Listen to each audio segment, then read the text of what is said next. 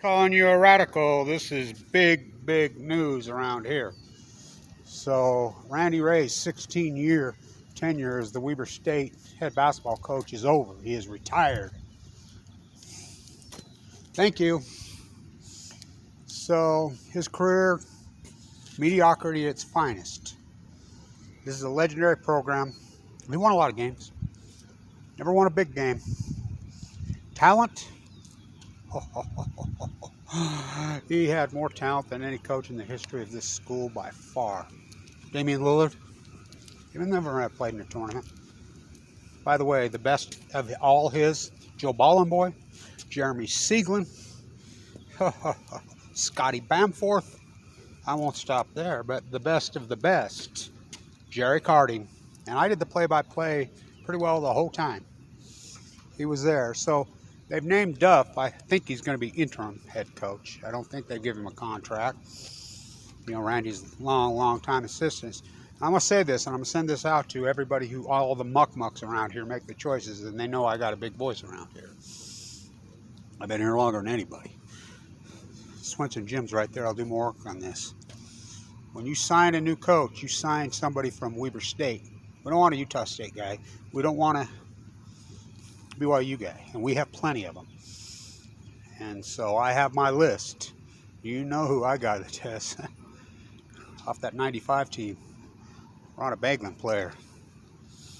So that's who I want. What about Eddie Gill? I don't think Eddie would take it. But so, you know, and he's had coaching experience. He coached at the high school level just for a couple years, won state championships.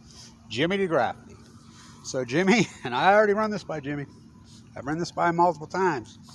He's like, I says, no, you know. I'll go talk to Dave Patton about this.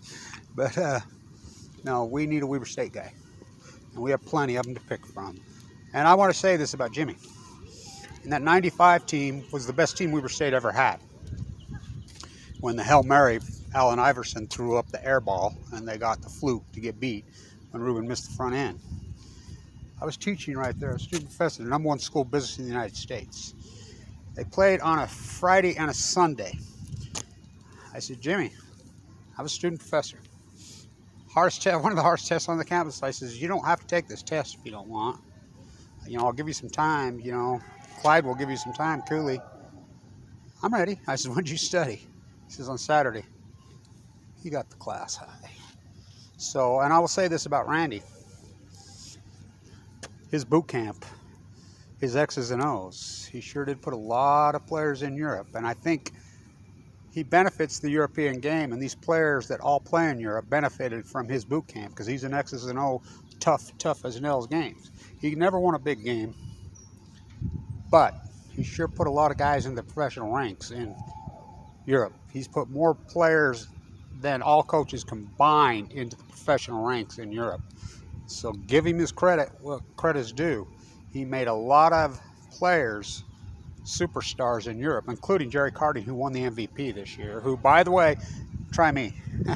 You know, the great Willie Sojourner. Oh, the great Justice Thigpen. I watched them all. You know, Dick Motta, Phil Johnson, Gene Vischer.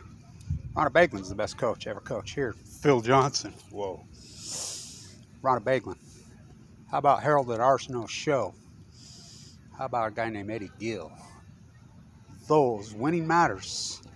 And so, Damian Lillard, all the great that he is, and he is, but just remember, he lost the championship game.